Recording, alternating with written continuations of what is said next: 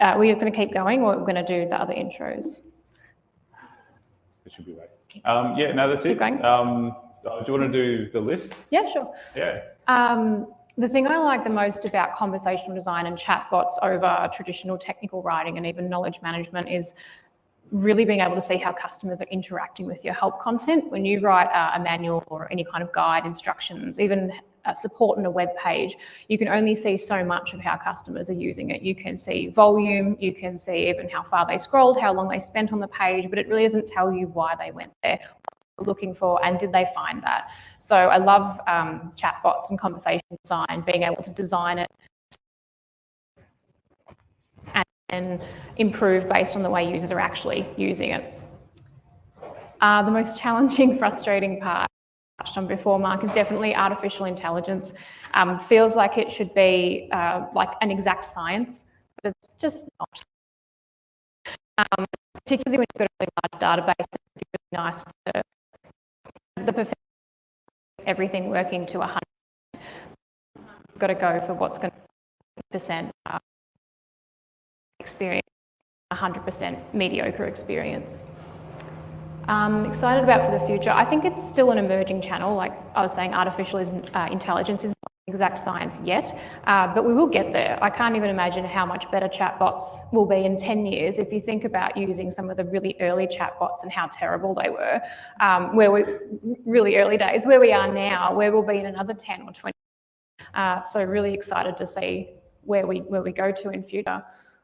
And I'm really not sure, like, random insight, just the ways customers can ask questions. You build a conversation, you really try and guide them, but they're trying to break it.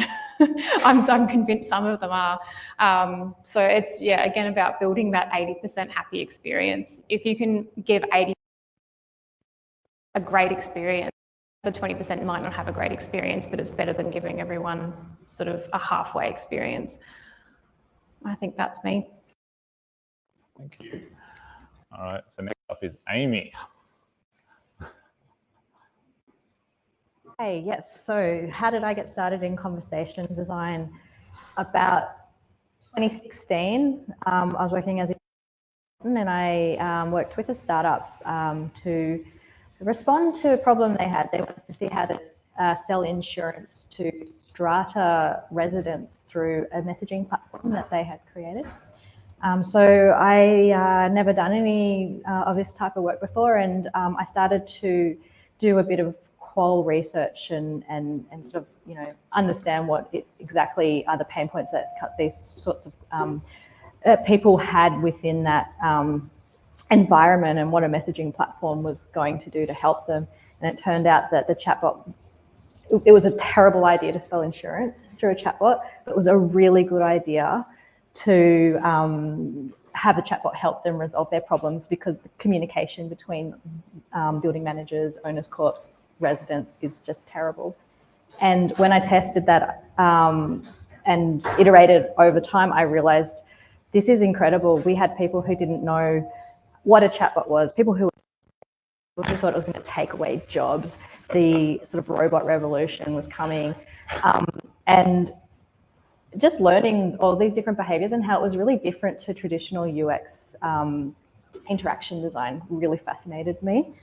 And I've gone on to work on some other chatbot projects, such as the NAB project when they were first launching that in 2018, and then testing and benchmarking chatbots for other organizations as well. And I think the most interesting part of that is that learnings that I have gained from that sort of journey that I've been on as well, and being able to share that with people, because it's not taught at universities. It's not, you know, it's something that you sort of have to figure out as you're sort of thrown into it. And I just really enjoy sharing all that thing to sort of share about that. I think that the most challenging and frustrating part of this, I suppose, this role as a conversation designer, is that there's not very many roles for it, especially in Australia. I've found that in that role to design conversation even developers who haven't worked with that technology before, and they're kind of working it out as they go along. And they might not really realize the impact that it will have on people if they don't get it right. So that's been my most frustrating thing, especially when people want to just do a bot to solve this problem. It's Developers are awesome content creators. What I are you love talking developers. Married to one. And I'm really excited about the potential of conversational interfaces, I suppose, to help augment my life more. So I'm, driving around in the car and like asking my phone, Google, to do stuff for me while I'm driving is just amazing. Playing a song that I want to hear and taking the mental load off me by like making lists and reminding me when to do things. I just think that's amazing. And I'm also looking forward to seeing more things like cat robots serving me food at restaurants. That's really cool. I do not like the ubiquity of all these chatbots everywhere at the moment. I kind of think they need to have a really good function. My random insight, I suppose, I guess you find inspiration for conversation design from anywhere. So as Mark said before, like we've got, it's probably the technology we started with as humans. And I've drawn on things like Aristotle storytelling frameworks for us these conversations because we'll look back some teaching from a philosopher, linguistic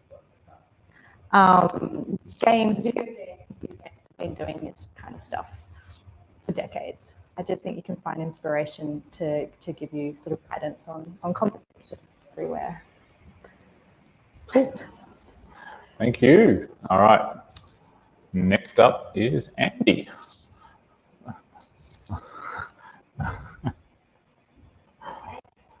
How I got started, my background is actually human resources, and most people think that would be quite different to conversational design, but in reality, I spent a lot of time copywriting for things like policies or company announcements, the internet, that kind of thing.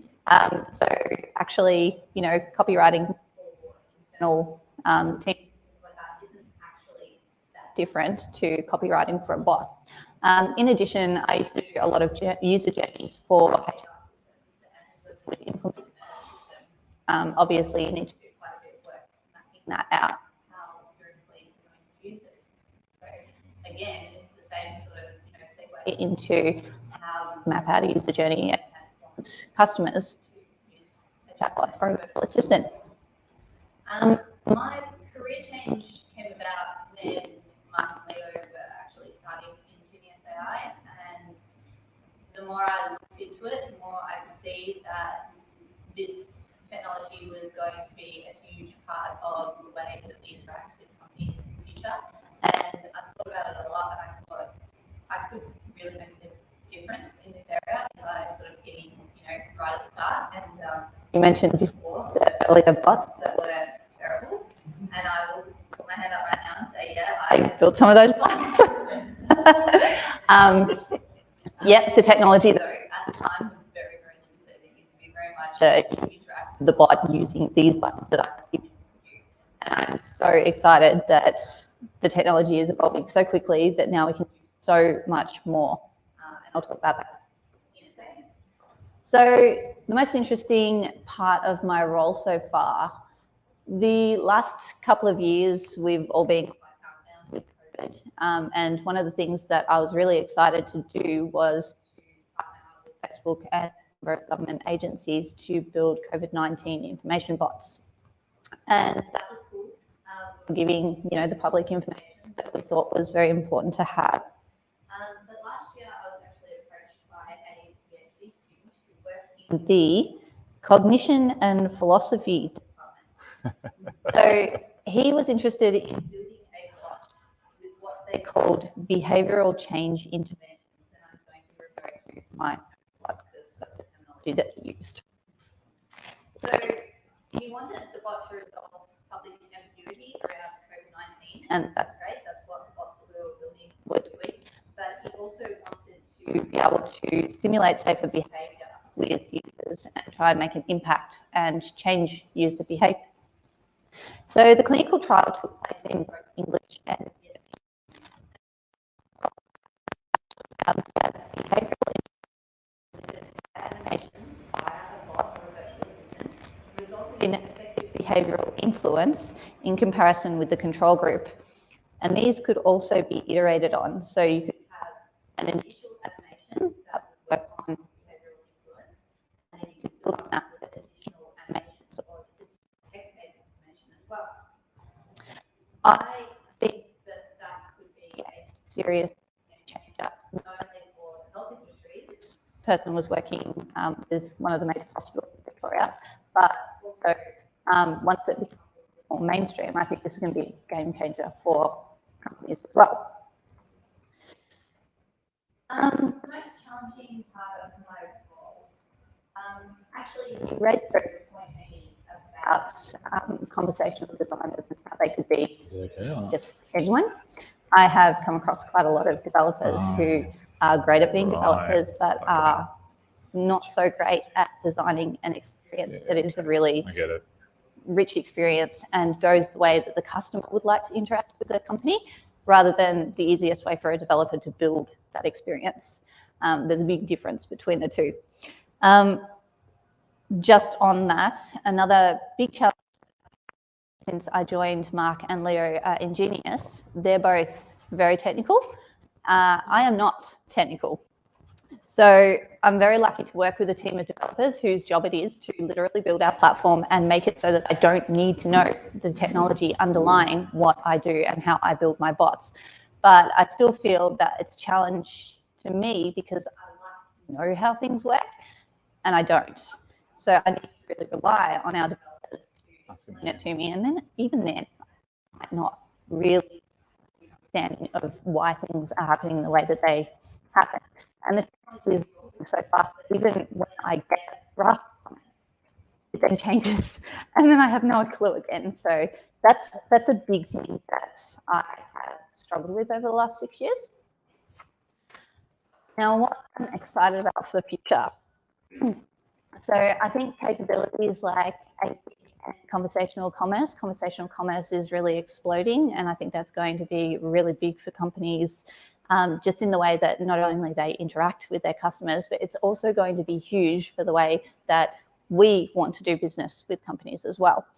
Outbound messaging on owned channels like in-apps. So initially I thought that apps probably weren't really going to be necessary in the future, but the more I think about it, the more I think that a company having its own app to help you do things and then have messaging embedded in that, there are so many capabilities that we can take advantage of to make life easier for everybody on both sides of the fence. So that's going to bring amazing. Coming back to about what's been interesting, I also think combining the utility or customer service that I build every, say for example, things that you're working on with, helping customers who want to block their card for some reason, that kind of thing. Having a bot that can do that would be amazing. But I also think that combining that with the ability to influence behavior of customers is going to be great once it goes mainstream. So we want people to self-service. Not a lot of people want to self-service, but if we could influence them to self-service, that'd be pretty good, right? We want them to trust the brand. Let's influence them to trust the brand. We want them to feel that the brand is helpful.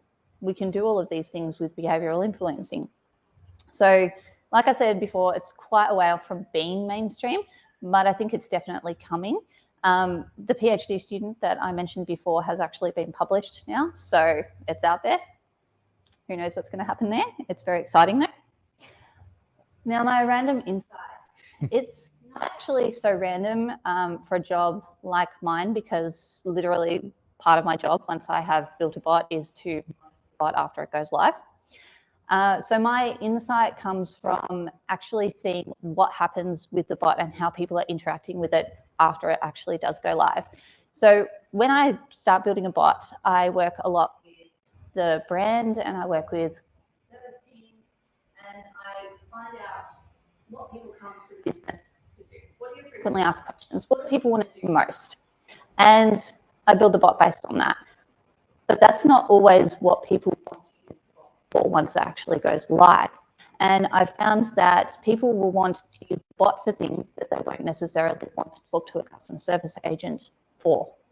So that's my insight. We might think that we know what we're doing to service what customers want, but we also need to make sure that we're always keeping our finger on the pulse and what customers are actually doing. So we're continually iterating and making sure that even if we didn't get it quite right the first time, we then sort of change direction a little bit and make sure that we are continually improving. Cool. Thank you for that. So I think we'll probably open it for some questions now. I'll start off.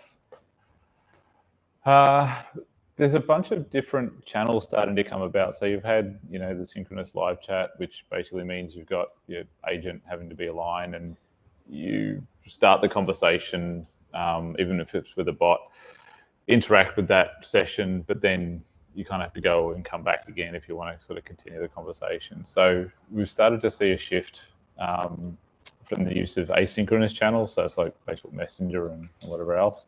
So, Andy, I know, has had a ton of experience building already on those channels and the fun that goes along with it. But where do you kind of see that going from an experience point of view? So like continuing the conversation, and having your transcript history, is that just daunting, and all the challenges attached to all of that? So yeah, I'll throw it open to you guys. Just remember to turn your mic on for me. You can probably turn them all off or turn the PA off, so it'll work.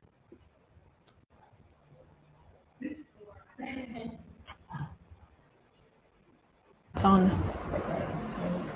It's working. You all got green lights? You're good. Who wants to go first?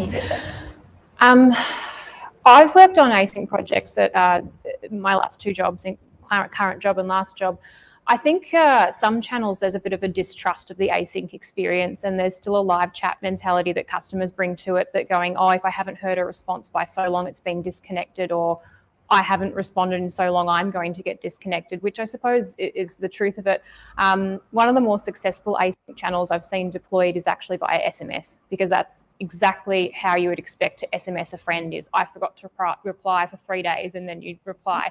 So I think SMS is, if you just think of how SMS works, that's how async should work. I just don't think customers have the same expectation when they're chatting in an app or certainly chatting on a web browser.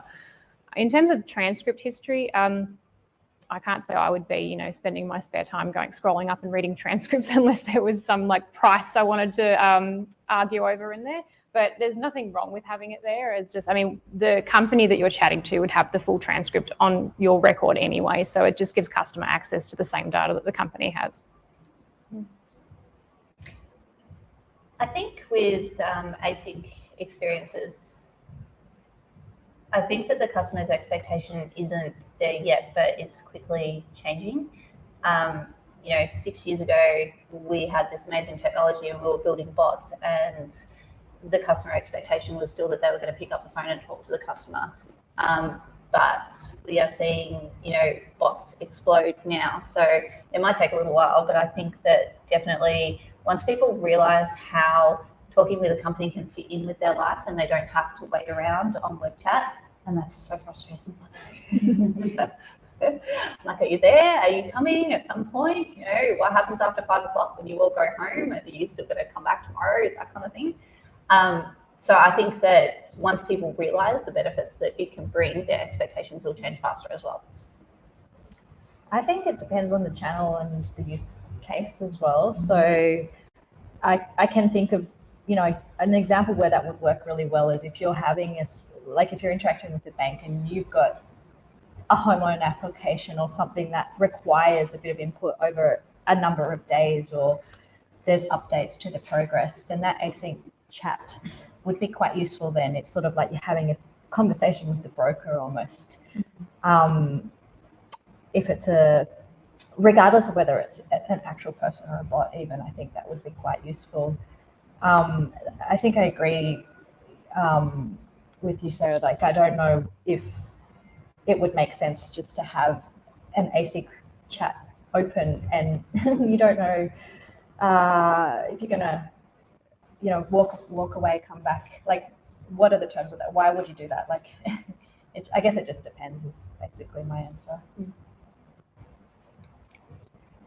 Yeah, cool. The one thing I'll say, sorry, just on the topic of that one, is I found the synchronous chat to kind of be the same as a telephony conversation. So you're sitting on hold and whatever else. It's always funny to kind of think about it from the point of view. It's basically the same as phone, but without the bad hold music. So there's only a slight improvement in experience at the end of the day. So yeah, there you go. I just wanted to get your opinion on intentless bots and how they'll change the future of conversation design. It's something we talk about at Woolies all the time now. In terms of complex journeys, it just won't work. But with FAQ bots, it just like take out like all the hard processes that are required. But I'm just curious to think about what you guys think about intentless bots and if that has a place within where you guys are looking. So interesting. Can I ask a quick question? What is it? Okay, so when you basically when you have conversation design, you create intents. So like you have an FAQ, like one intent would be one question. But new technology is where you basically upload like a source book to the NLU, and that's able to, you don't have to create intents anymore. The source book is able to read from the source book and create its own basically answers to questions. You have to set it. Yeah. So it takes out that kind of hard process. Yeah.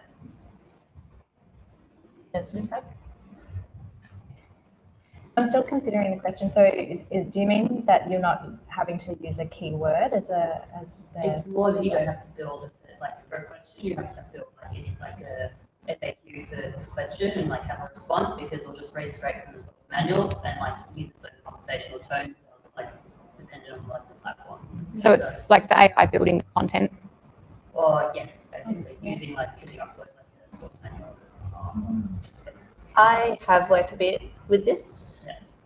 I have found that it's not as accurate and it doesn't provide as good an experience as I can build when I write specific responses and actually train the NLU. So I think there's definitely a place for it as the technology evolves, but I personally would say that I don't think it's quite there yet for me to rely on it. It might be, we probably all do have the same, we have targets and things like that, accuracy and things like that. So if I've trained the bot, I know that it's going to be accurate, whereas I feel like using technology to write the content based on a knowledge base kind of thing can be fraught with danger, because you have the bias based on the data that you're actually feeding it as well. If there is incorrect information in there, then you wouldn't necessarily know, because you are feeding such a large amount of data in at the one time. Whereas if I'm writing responses to a question, I know exactly what answer it's going to have. It's going to be consistent every single time. And the other big thing for me is that I can get a client to sign it off. So, yeah. One of the buzzwords in knowledge management is single sourcing. So you write your content once, you deploy it to your hard copy manual, your website, or chatbot. It sounds great in theory, but in practice, what you write for your website FAQ support article is not the same tone that you'll write for your chatbot. I've never been able to achieve it. Even when we take existing source material to turn into chatbot conversation and change so drastically, if it's really long, it's got to be broken down into sequential steps for the user so that we're not just bombarding them with walls of text. So I have seen a few people that I've worked with play around with GPT-3 for producing short, succinct, just feeding it data.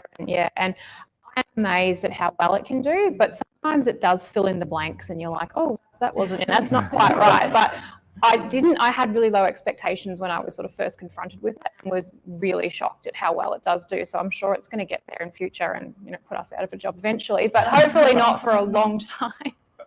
Yeah, it definitely sounds like what people think AI is or will be. It's that sort of, it's the program's writing itself. And I think that we we have to put the guardrails in. The humans need to be there to make sure that the conversations are achieving the goals of the customer, and we can't just sort of leave it to to do its thing, especially when the stakes are high. If you're working for a big company like Woolworths, for example, like I think you'll always want to be having some small experiment with that kind of stuff, and definitely not having that, surface to a wide audience. I think one of the things that's interesting is, you know how Google has the snippet thing? So when you do a Google search, it's like, hey, here's the thing that I think you're looking at. And sometimes it's like, yeah, that's bang on. And sometimes you're like, man, that wasn't even close. Like, the other thing that we found is knowledge-based articles typically have like very official language. It's signed off by the lawyers. And like Sarah has a lot of fun with this all the time. So, as an example, with a council, they call a driveway a crossover. So, but they're never going to put driveway in their knowledge-based articles and whatnot, because it's not a driveway, it's a crossover between their land and your land and all this other stuff. So that's sort of a challenge with that knowledge-based type, just hoovering all of it in. So while the GDP and the other sort of AI is getting really kind of good, I think there'll always be challenges in surfacing that in a way that still makes sense and succinctly, especially when it becomes long. Like, it might be a long knowledge-based article, and all of a sudden it's giving you, like, in that small little screen real estate, like 6 screens worth of content to read through. So yeah, but it'll slowly get that up. Yeah, I recommend you guys, well, first they released Open Book, which is like the internet server. Go on the website, you can play with, they built an internet spot essentially, you can play with. And it works, but it also doesn't work. I know that's already true. Yeah. Just to Mark's point, I think we also do need to consider limitations in the knowledge of the customer. Before we started working with councils, I had no idea the driveways were officially referred to as crossovers either. So when they started talking about crossovers, I'm like, can you please just take a step back and explain to me what a crossover is and why I need a permit for it? To a point that you made before, Andy, sometimes you can feed all the information your company has into your chatbot. Maybe that's not what the customers want. So if you sort of build your bot that way and you're not monitoring it and not curating it like a human behind the scenes curating it, you might sort of miss a really popular topic that you didn't even know was the hot topic among your customers. Very true. Cool. We'll do some from the board, or whatever you want to call it. So how do you feel things are going in Australia compared to overseas? This one's always interesting given Asia, because they've been doing conversational stuff for forever. They missed apps, basically, when you look at their technology gap. They went from websites, just jumped on WhatsApp and WeChat and all these other things. It's just insane over there. This is a really interesting one, actually. I feel like, obviously, in the US, there's so many companies and there's so much money behind, this technology that obviously you would feel like the US has an advantage. However, that being said, companies like Google, like Facebook, they tend to use Australia as kind of a sort of playground to see what will work and what won't, to experiment and things like that. So to be really honest, I feel like we get to play with really cool stuff that isn't necessarily available, might be a beta, might not be something that people are picking up in the US yet. And I feel like we're not so disadvantaged because we really get to have an understanding of what that is, and we're ahead of the pack when it finally starts going mainstream. So look, we've all got access to the same technology. We might see things a little bit differently to our overseas colleagues, just because, we have a slightly different mindset to approaching these things. And we also need to consider, as an Australian, we are a sarcastic kind of, people. And that's not something that they really have to, take into account in other countries. So I feel like we've all got different challenges, but we're definitely holding our own. Do you guys get me? Yeah, no, I was just going to say, like, a few years ago, I was lucky to go to a chatbot summit in Berlin and got to see what some of the different banks and large organizations were doing, and some startups and smaller conversation design agencies. And was amazed, but I was in a bubble. I was seeing the best of the best. But when I came back to Australia and worked on sort of the nav chatbot and all that sorts of things like that, I realized that we have the talent here, and we have I find the challenges probably all over the world is to kind of sell that to people and say that this is potential, this is what we can do. And there's just big pockets all around the world who are doing these things really well. Yeah, I have been so buried under the chatbots here and my chatbot and my work. I haven't really paid too much attention to sort of globally, but my perception would be that, to your point, there are a lot more conversational design jobs overseas. That gives me the perception that some other regions put a lot more investment into chatbots servicing their customers that way than perhaps Australia is. I think we might be playing catch up in that regard. It's actually interesting when you kind of look at just messaging stats and whatever else in general. A lot of even Asia, to a point, they don't use a lot of bots. They're really just going into live chat agents. So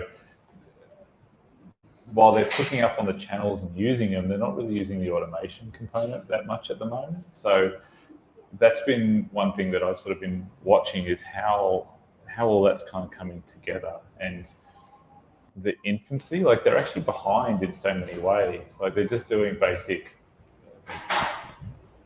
basic FAQ bots and maybe some servicing, like, hey, what's your order status and whatever else. But they're templated like Shopify integrations and whatnot, but they're not really pushing the boundaries. And to Andy's point, like we've got some partnerships with Facebook and whatnot, and the metric that you need to meet to be a partner within Australia is like versus the States. I think the States is 3/4 of what Australia is. And you go, what the? Like the per messages within Australia, we've got like a state is our population in the States, right? It's just nothing. So the fact that they're still very much in their infancy is actually quite surprising in that fact. But we're talking about a country that still uses checks, so maybe that's not such a difference in that point of view. Cool. All right, we'll do the next one. Everyone seems to have a pretty simple bot these days. Are we just talking most of crap? What's going wrong? 100% agree with this one. I have a theory. I often get brought into companies when they've already built the thing and they're like, it's just not working very well. Can you fix it? It's so much harder to backtrack and fix years worth of mistakes than to just build something well from the start. If you think of it like a house, and if you get that foundation wrong and you build that house on it, you can keep fixing the house, but there's just going to keep being like you fix one thing here and there's two more things over there. So I think a lot of companies don't take the advice that I was given when I first got into chatbots, which start small. Start with one use case, get that right, and then build your next use case. But companies want to see the value in it, the return on investment straight away. So it's like, well, no, why would we build one thing when we can build 20? And they also, I think you made a point earlier, they sometimes just drop random people into roles because they have capacity or someone puts their hand up to do it. But it's a really special skill set to build chatbots. You can't really learn it other than on the job. So you sort of have to get the right combo of people with the right different skills that are going to lend themselves well to this industry. So it's a bit of a capability issue with you to get to work on your chatbot and also just wanting to run before you can walk.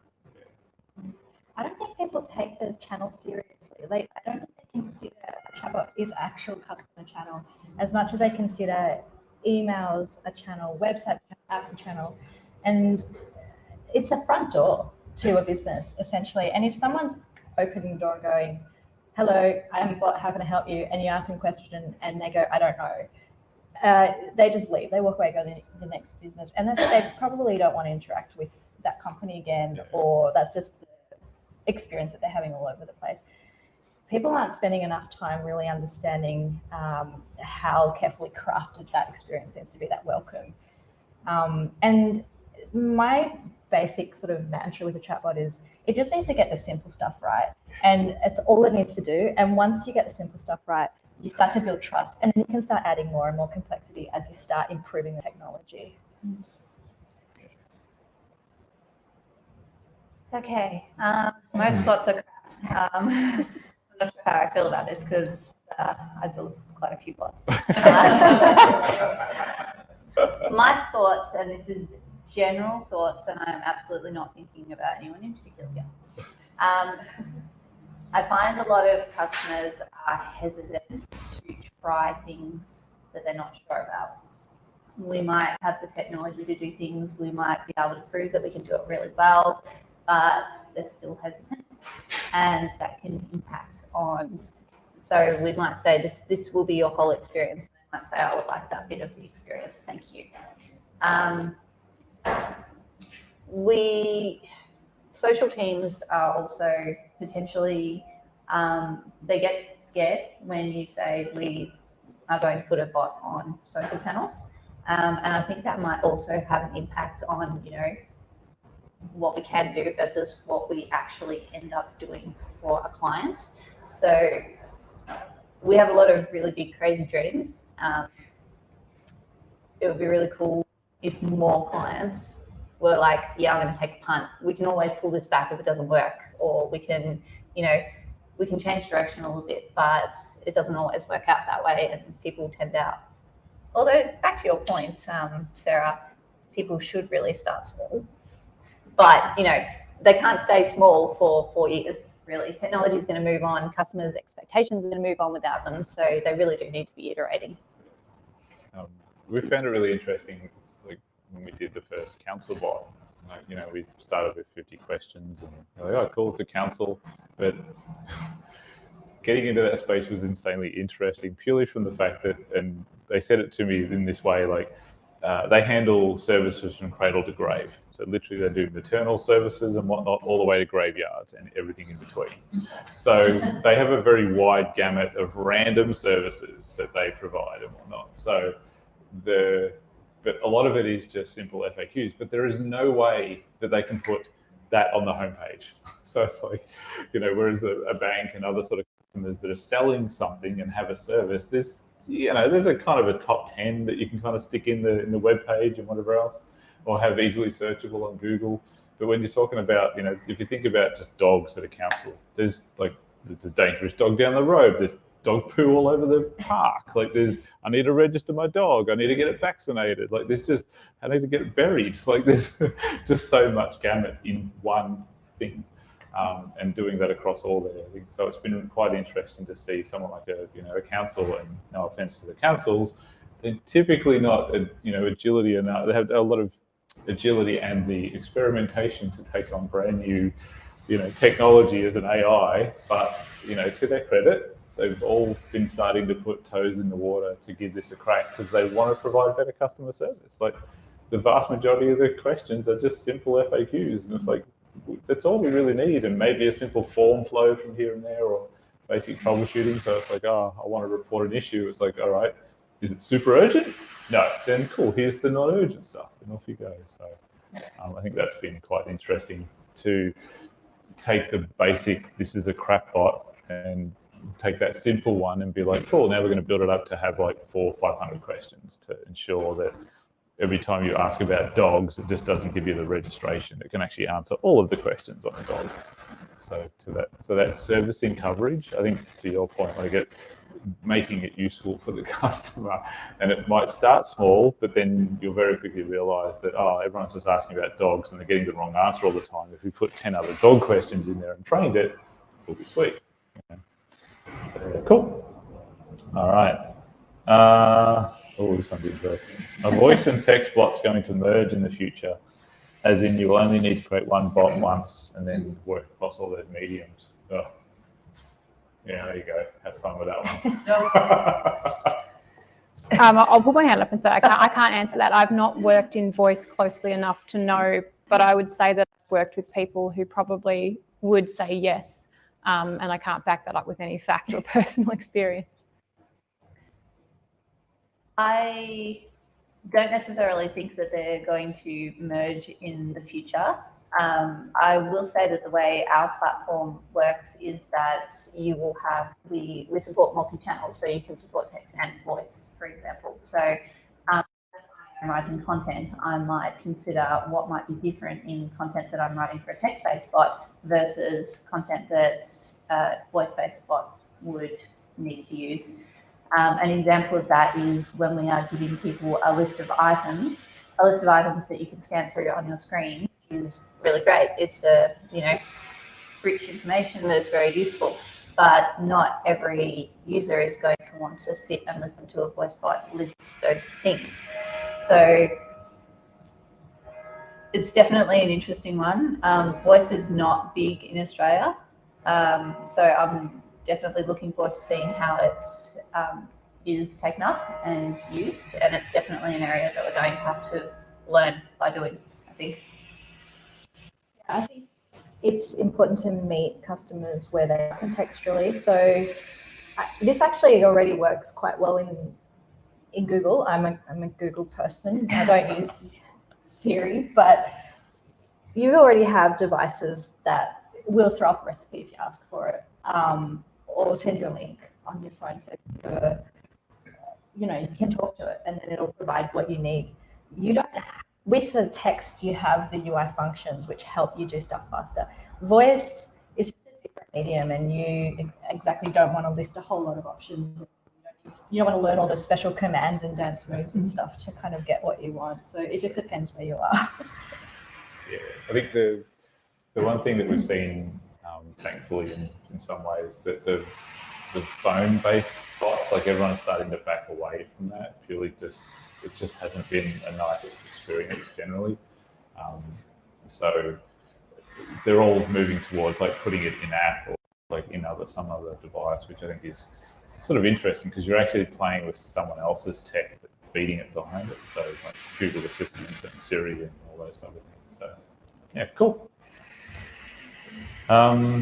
Is the tech advancing far enough not to need developers now? Contentious one. That's this is like asking the well, do we need developers? Can we just use Canva and make our own stuff? Canva for bots. There you go. There's a tagline. I don't know if we can trust that the experience, and it does kind of sound a bit elitist, but I mean, I suppose, there's going to be risk involved. And so perhaps if you're fairly confident in your ability to build a conversation experience, you've got the tools to do it, but know that it depends on your experience, and don't be disappointed if it's not working out so well, if you kind of want to cut corners a little bit.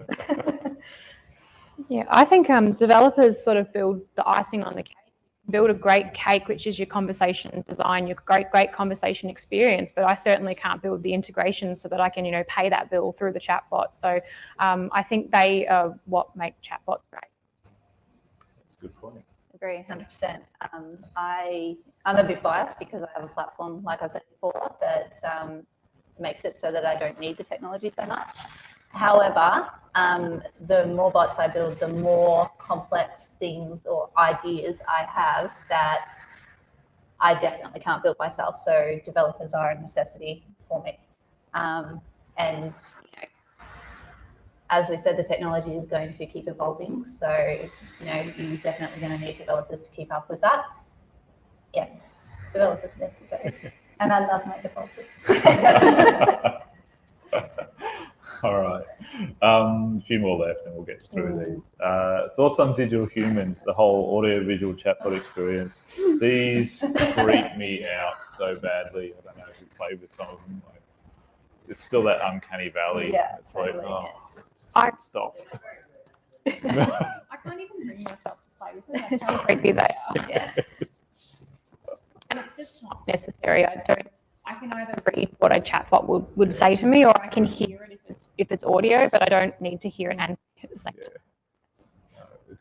Have you seen some of them even prompt you to turn your camera on? So they've got like facial. I'm like, no, I don't want to use. That's why I use a bot. Okay, seriously. I think it's really interesting that animated personas that we create for text-based bots really bump up engagement, and yet nobody wants to interact with a visual bot. I suppose if they wanted to interact with a human, they would either pick up the phone or for, face-to-face companies, they would walk into a store. So if they wanted to interact with a human, they would. I think the whole purpose of using technology to interact is to have that, hidden aspect. So You can be in your pajamas and still get service. Yeah. yeah. It might also go back to what I was saying earlier, in that people will ask bots or use bots to do things that they wouldn't ask a human or use a human to, service that particular thing. So we're just sort of blurring the boundary there, I think. I think it'd be good for the game world or Yeah, the metaverse, that type of thing. children's interactions with a cat bot would be fun. Make the avatar of your cat and stuff like that. You'll be fine. Yeah. Don't make it look like a human. A cat, good. But I think, at some point, are we trying to make it, it's a bot. At the end of the day, it's a bot. Why are we trying to make it a human? Yeah. The technology will definitely have to get a lot better for me to dive in there. Yeah, do you have metrics around the frustrated users? Most of the users end up not getting any answers. How do you track that? Yeah. People say into that one. That's right in the deep end. Yeah, of course we do. How big the bot is depends on how much you can really deep dive into it. If you're getting tens of thousands of conversations a week, you can't read all of them. And so you do rely on metrics, and metrics can't capture everything. I often say, if, people say, can't you automate the metrics? You can to an extent, but if we could automate the metrics to be like, oh, you are only, 80% accurate. If we knew where the failures were, there wouldn't be any failures. So yeah, we obviously, customers who are hitting a fallback, we know they're not getting the ideal experience. Customers transferring for particular scenarios where we know you can self-service this, the bot has the answer, why are you still transferring? And there's various answers to that. Some customers don't have the confidence to talk to the bot. We're having to build our bot for customers who've never interacted with chatbot before. A bank has such a big demographic. We've got teenagers, we've got 90-year-olds. So we've got people that, even 18-year-olds have never interacted with the bot. 90-year-olds haven't. Just as a broad demographic. You've got to build it for the most advanced user and also the least advanced user. And that means you sort of need, it's not so much your content, but the way you train your bot. So we get customers that come in and say, cards. You're like, how can I help you with your card? But then you get customers that give you quite a long question about cards, and you need to cater for both types of customers. So we have access to the metrics, but sort of to my point earlier, if you try and tweak that experience to really cater for the 20% who aren't confident and aren't sort of getting the experience that you like, you're probably going to break it for the others that actually are getting a good experience. Yeah, that's such a good point. I think you have to be really careful what you're actually trying to measure as well, because you might want a 90% success rate, and what does that mean? They've clicked something and then they've got to the end of a conversation flow. Does that mean that's a successful conversation? Did they actually get what they wanted out of that? And I think you can see businesses jump on that and go, it's working at 90%, excellent rate, so good. But I think I have seen, a few years ago, I haven't worked with this space for a while, but I know a few years ago there was a chat analytics platform that was starting to use machine learning in it to help identify sentiments and certain types of themes and things like that, to be able to at least give you sort of a ballpark idea of this is the problem and here are some potential sort of insights that you could go and explore. And me being a UX designer would also want to go and get some qual around some major things, really understand what's happening. Is this actually just one of those cases where we're not measuring the right thing, or whatever it may be? Yeah, that whole challenge around, we've seen all the time, organizations just looking at confidence or F1 scores and all that sort of stuff. They're all just artificial metrics. So it's like, oh, cool, I've got this regression test that I run. And it's like, yeah, but that was a point in time. It was, you're not actually looking at the experience that customers have. So you'd be like, cool, my regression test is bang on and I'm getting all this performance, it's sweet. And you look at the actual customer experience, it's like, this is terrible, we're not doing anything here. Yeah. So you can kind of look, as to Sarah's point, if you get tens of thousands and whatnot, you just can't physically look through that many. But how do you find that in between And confidence is the other one. Like it always cracks me up. Like, you know, if I was a flat earther, I could be 100% confident that, you know, the earth is flat, but still be 100% wrong. Like the AI is exactly the same, right? So that's kind of the challenge of, I think, with the AI is at the moment and understanding where that goes.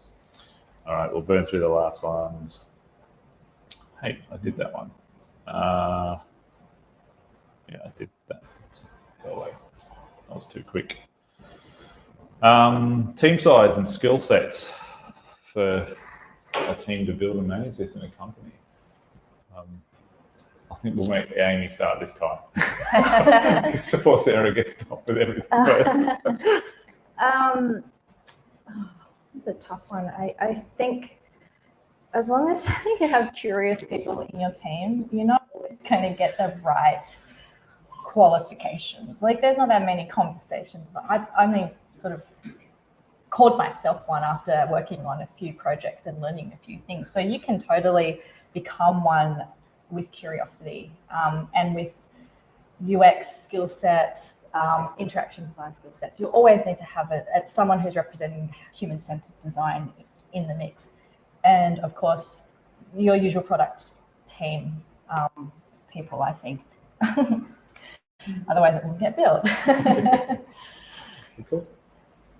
I think a lot depends on what you would want the chatbot to do. If you want to build a fairly complex bot, then you will probably need a large team because you will need more specialist skills. But the bots being run by city councils, for example, we will give them a hand to those initially, but the majority of those bots are maintained ongoing by just one or two people, and that's part of their job. It's not their full-time job. So there's a lot of variables in there to answer that question. Definitely, if you wanted to have a chat with us, you know, a little bit more in depth, because I don't actually know who asked this question, sorry, we could probably give you more information, but I think definitely you'll need specialist skills to keep up and running or to iterate, but to keep things ongoing and make, you know, incremental improvements and things like that, you only really need quite a small team. Yeah, I would agree. One person can build a bot.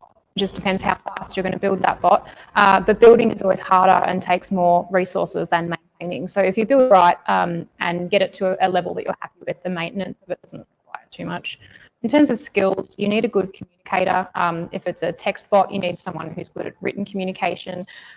You need people with a process-like mind, I think, lend themselves really well to conversational design because, as I mentioned earlier, sometimes a really complex topic you have to break down into sequential steps for the customer, and that, you know, that process can branch out in many directions depending on what they say.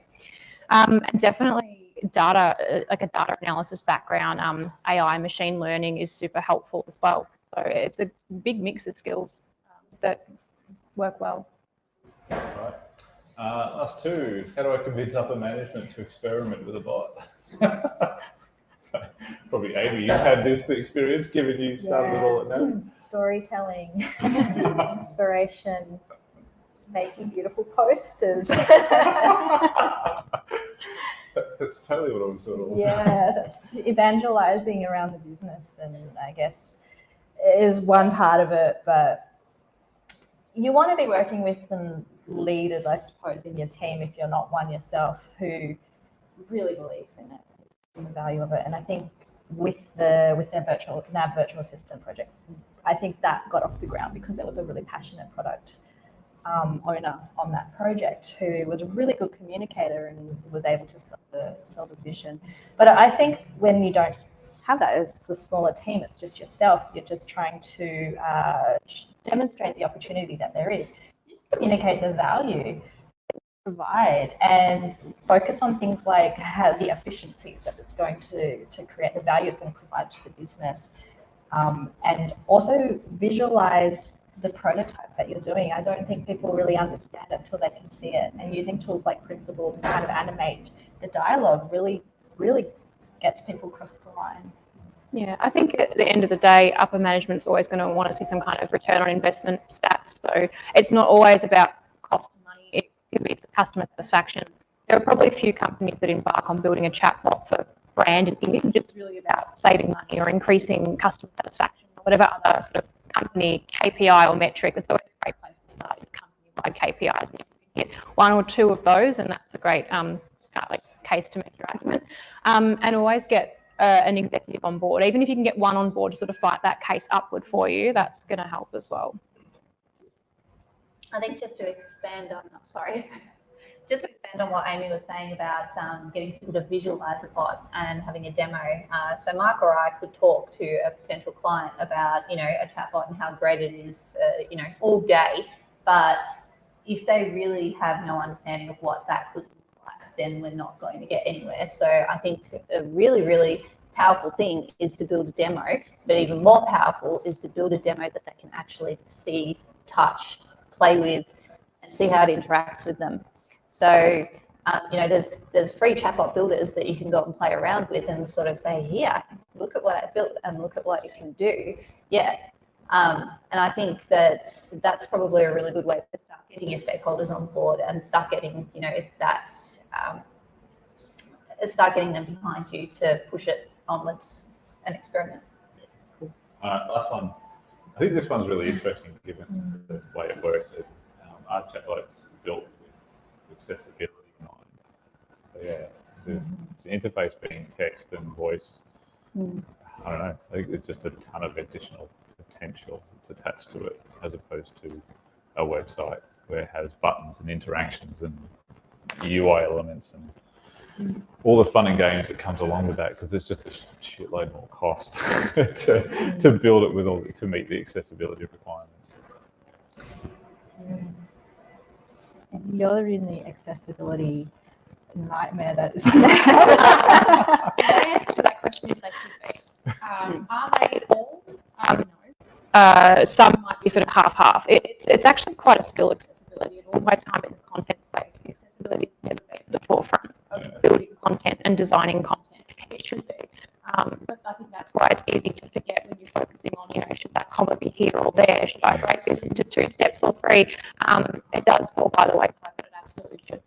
If people can't use it and use it well, they won't come back. And chatbot should be for all types of users. Yeah. It definitely has its benefits with, I suppose, invisible UI, voice. Bots would probably be a really good example of that. I think there was a lot of sort of promise that this technology would be actually really handy for people with accessibility needs. I haven't particularly had any experience with text bots and accessibility, and I would say if you're using the UI, the same rules would apply, and I'm not sure if it would be more challenging to build in screen readers and that sort of thing, but how does it work with Messenger, Facebook and all of that kind of stuff? Because I imagine that the people with accessibility needs are still trying to use those type of tools as well. I think I agree with you that they definitely should be built with accessibility more at the forefront, and some of our clients have a real focus on that, some of our clients not so much. I think for bot builders, to sort of get a little bit distracted here, bot builders should play around a little bit with the technology that is used to get an understanding of how it works, and then that will influence the way that we actually build the bots. I usually sort of prefer accessibility type of questions, how they will work with the technology that we're implementing at the time, to our technical team, because they have a better understanding. But yeah, definitely I will play around with the technology that we're expecting that people will be using, so I know what it's going to look like when it's actually used. I think one more point I wanted to make is considering cognitive or neurodiversity as part of that category of accessibility requirements. I think that it could actually be helpful or harmful depending on those different types of needs, but having text-based interactions where it just needs to be really direct, concise, makes sense, no ambiguity in it. And that's really got to be built into the content itself. We should be building our bots like that. Exactly.